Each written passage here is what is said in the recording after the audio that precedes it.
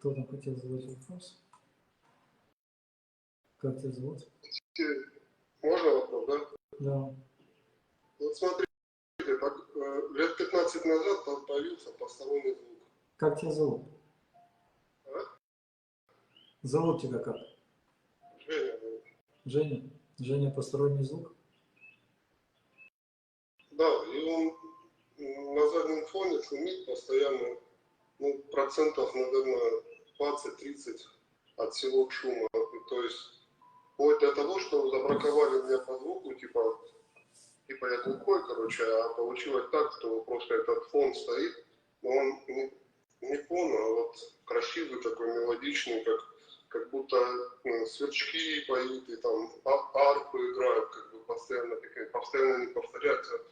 У меня вопрос, что это за звук и что с ним делать вообще, что это такое? Ну, не такой звук, просто ты описываешь на похожие инструменты, что это похоже на этот звук.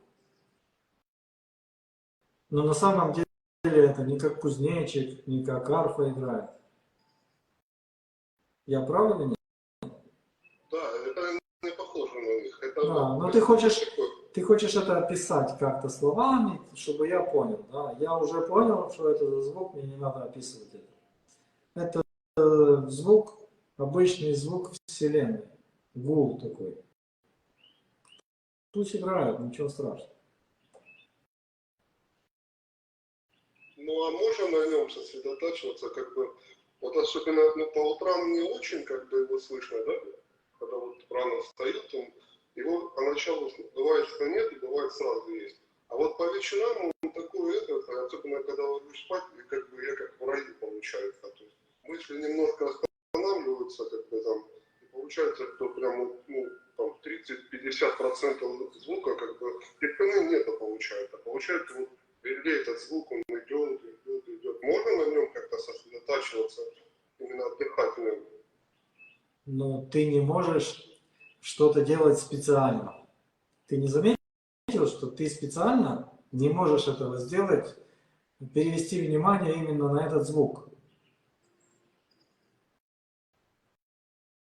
Почему могу? Но как долго ты удерживаешь, как ты долго удерживаешь внимание на этом звуке? Все равно твое внимание убежит с этого звука. Сам звук будет тебя возвращать, но ты не можешь пойти вниманием на звук. Звук вернет тебя на внимание, но не ты вернешься на звук. Не будь деятелем, просто наблюдай за тем, что происходит. Ты иногда слышишь звук больше, а иногда он исчезает у тебя днем даже. Но ты его замечаешь только тогда, когда он появляется. Где твое внимание? Внимание тебя повело на этот звук, и ты тогда его начинаешь слышать. Внимание исчезает из этого звука, ты его перестаешь слышать, но ты не слышишь, что ты его не слышишь. Ты не замечаешь этого. Это происходит без твоего ведома, без твоего внимания, без твоего хотения, желания слышать, не слышать.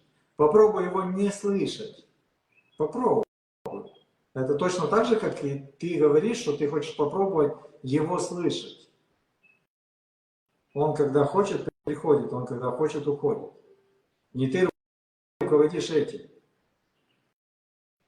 Поэтому будь в этом, что происходит. Просто будь. Этот звук делает свои дела с тобой.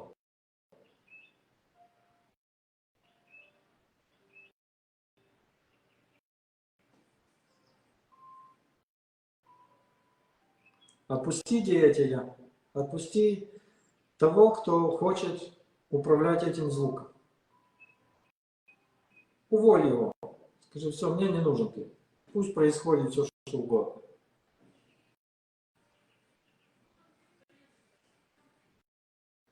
Я его не привел сюда, я его не уведу, я ним не буду командовать. Он появился.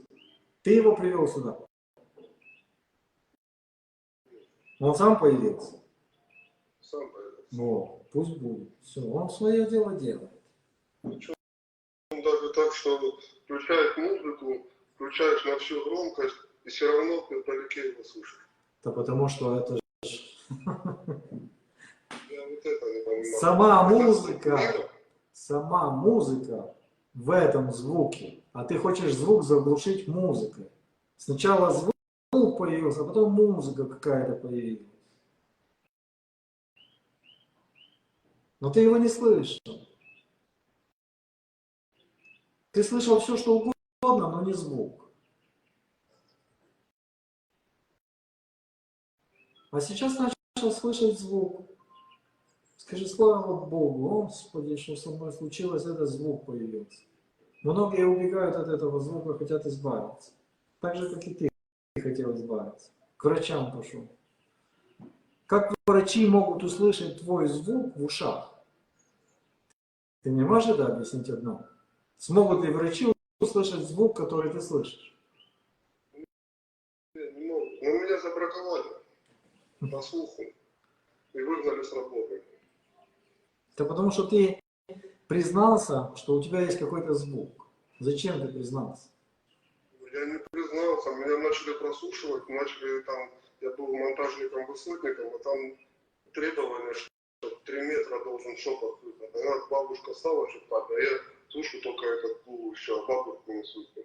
А бабушки так я не умею. Так что получилось так, что меня не допустили. Ну, значит, это не твоя работа. Не переживай. А еще можно вопрос тоже? Конечно. Со цветом тоже вот у меня какая-то проблема. Ночью вот иду по улице, да, фонари светятся, и ну, обычные вот эти, да, уличные фонари. И те, которые светодиодные, вот там стоят новые эти лампочки, я прям вижу, как инспекция лампочки эти все эти. Это что такое? Как они что? Моргают? Они не моргают, они как, не знаю, как разлагается свет, как будто вот, ну, смотрят, как в эксперте, вот, как бы, ну, физику, этого, как типа мини-радуга такая получается. Ну, не знаю, как это объяснить. То есть вокруг фонаря такой еще образ такой. Ближе подходишь, он раз исчезает. А так вот ты идешь, ты смотришь, они все как фонари. Машины едут, тоже светят, если светодиодные лампочки, тоже вот такой, как типа, свет такой необычный, такой какой-то, не знаю, как Искусственный. Искусственный свет. На солнце посмотри, как ты его будешь видеть. Куда? На солнце. Солнце нормально. Нормальные лампочки, нормально. Вот именно вот эти светодиодные, Ну, это они как... искусственный свет, он не полезный для глаз. Поэтому ты это видишь, замечаешь. Ну это ничего страшного, никакая не... Нет, конечно. Чего может быть страшного в том, что искусственно создана вообще, ну, такая очень сильная... Лампочка обычная это иллюзия, а это еще больше иллюзия.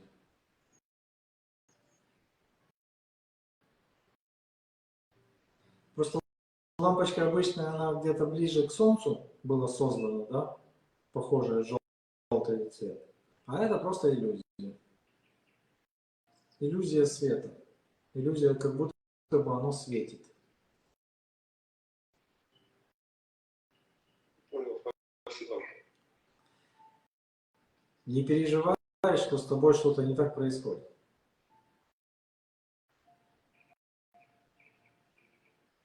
Потому что звук это самое прекрасное, что я когда слышал. Я слышал это, ну, звук Вселенной. Это очень круто было для меня, когда я слышал. Просто для тебя это непонятно, потому что ты в первый раз это услышал. Четко, в возрасте. В детстве ты это слышал, но ты не воспринимал это нормально. А сейчас для тебя это шок. Что ты хотел еще сказать? Ну, еще по утрам бывает, вот, меня страх одолевает. Что можно с ним делать? Вот прямо, не знаю, вот просто стою с утра, да, то есть даже не стою, просто открываю глаза, у меня страх. Страх чего? Панический. Страх чего? Ты проснулся, появился страх. Страх ничего, он как бы не страх, а вот как бы как трепет такой, как и сердце, вот как будто, ну, похоже на страх. Но что случится? От чего страх? Что? Ну, чтобы страх появлялся, он предупреждает о чем-то, о какой-то безопасности, опасности, о предвидении чего-то. То, что с тобой происходит, что ты думаешь, что может быть что-то не так с тобой происходит. Чего страх? Узнай, про что страх, когда ты просыпаешься. Про что именно? Я вот могу сказать предпосылку, почему это случилось. Я как-то слушал Роберт Адамс, и он там говорил, что когда утром просыпаешься, можно поймать я, когда она уходит из сердца, ну, в голову как бы. Я пытался поймать тот момент, когда нет мыслей, нет, то есть полностью, то есть поймать тот момент, когда ты свободный от мыслей, свободный от мира, свободный от тела. И один прекрасный момент я поймал, как бы такой момент, то есть получилось так, что я проснулся, открыл глаза, у меня нет тела, у меня нет ничего, то есть я как бы как дух, да.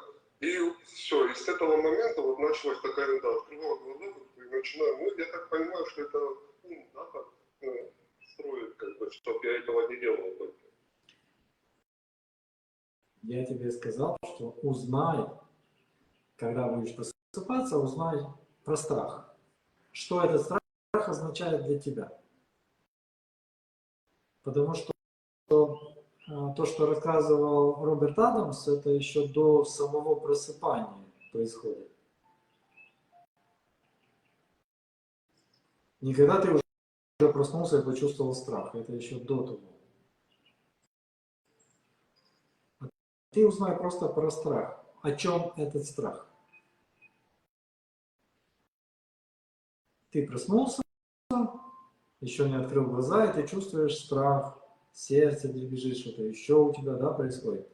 Ты сейчас это не можешь точно передать, потому что ты сейчас не проснулся, ты не чувствуешь этого.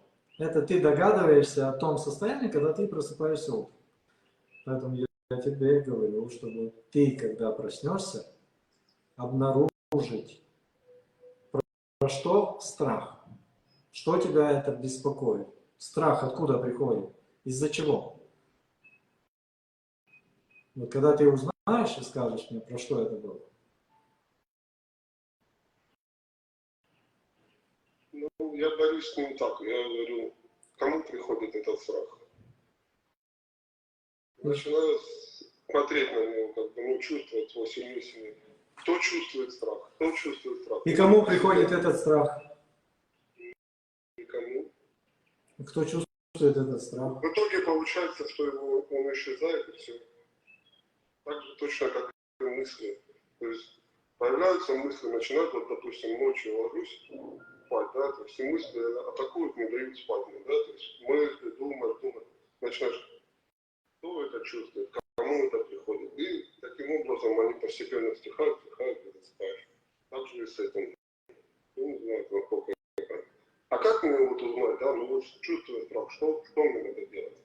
Ну, ты должен узнать. Ничего, вот я проснулся, ничего нету, все спокойно, все хорошо, ни криков, ни шума, все тихо, все, никуда мне надо торопиться, никуда спешить, все, все хорошо. Но если у тебя появляется страх, то ты, тот, который чувствует страх, он должен не знать про свой страх. Это точно так же, как и тот, который слышит звук, кроме него никто не может этот слышать звук. Он может говорить о звуке, но объяснить этот звук он не может.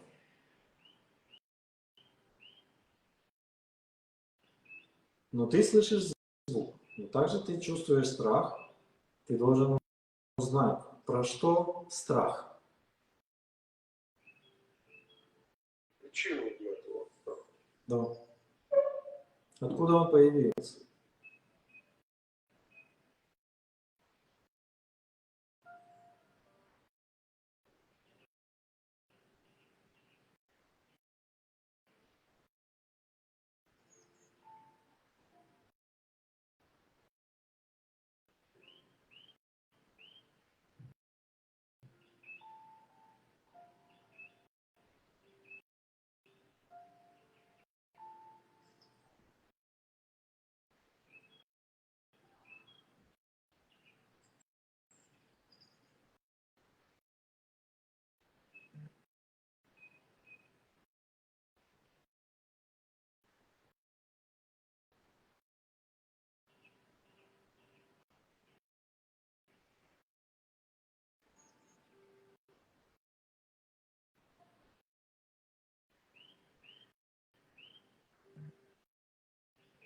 Ищи, бывай.